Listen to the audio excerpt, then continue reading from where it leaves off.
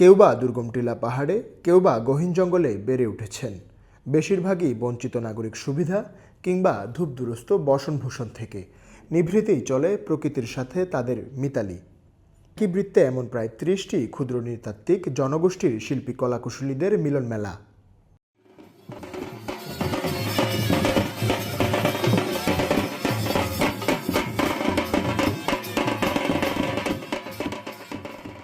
বৈচিত্র্যময় সাংস্কৃতিক বৈশিষ্ট্যের সম্মিলনে শুরু হয়েছে হারমোনি ফেস্টিভ্যাল।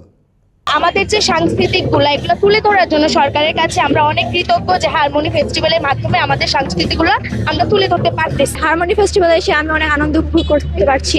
বিভিন্ন ধরনের সংস্কৃতি প্রায় বিলুপ্ত হয়ে যাচ্ছিল, দেন তারা এই অনুষ্ঠানে এসে তাদের নৃত্য বাদ বাকি তাদের ঐতিহ্যবাহী যে সব কিছু আছে সবকিছু প্রকাশ করতে পারতেছে।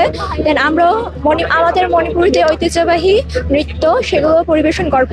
দেন এটাও সবার সামনে আমরা প্রকাশ করতে পারতেছি এই হারমোনি ফেস্টিভ্যালের মাধ্যমে। স্বতন্ত্র গঠনের বাদ্যবাজনা, রঙিন সাজসজ্জা ও পণ্য প্রদর্শনী সবই আছে ৩ দিনের ফেস্টিভ্যালে।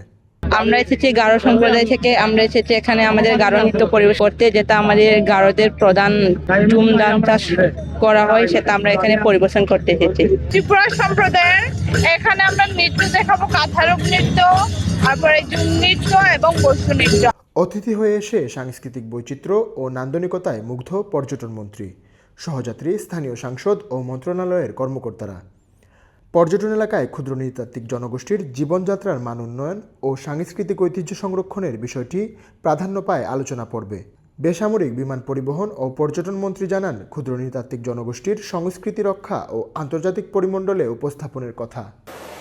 আমরা চাই ক্ষুদ্র নৃগোষ্ঠী সংস্কৃতি শিল্প প্রতিষ্ঠিত হবে না, তা পর্যটনের সম্পদে রূপান্তরিত হবে, কর্মসংস্থান সৃষ্টি করবে, স্থানীয় অর্থনীতিকে শক্তিশালী করবে। পর্যটন শিল্পের বিকাশে সিলেট অঞ্চলের সড়ক, রেল ও বিমান যোগাযোগ উন্নয়নের কথাও জানান পর্যটন মন্ত্রী ও অতিথিরা। Rakibul Rafi, news desk, the Sylhet.